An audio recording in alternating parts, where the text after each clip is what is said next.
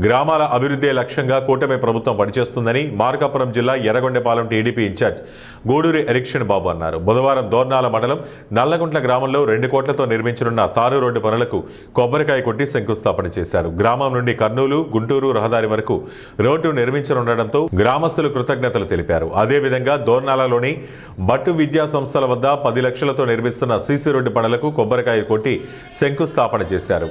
ఈ సందర్భంగా incharge erection బాబు మాట్లాడుతూ తాను ఓడిపోయినప్పటికీ నియోజకవర్గ అభివృద్ధి లక్ష్యంగా పనిచేస్తున్నారని తెలిపారు.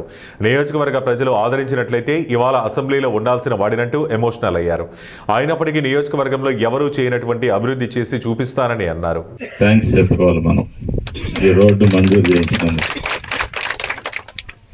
సమస్యను గుర్తించి ఇది పని చేయాలా, చేస్తే మన ప్రభుత్వానికి మంచి పేరు వస్తుంది. ప్రియతమ ముఖ్యమంత్రి శ్రీ నారా చంద్రబాబు నాయుడు గారు, అదేవిధంగా నరేంద్ర మోడీ గారు, పవన్ కళ్యాణ్ గారి యొక్క నేతృత్వంలో ఆంధ్రప్రదేశ్ అభివృద్ధి చెందుతుంది.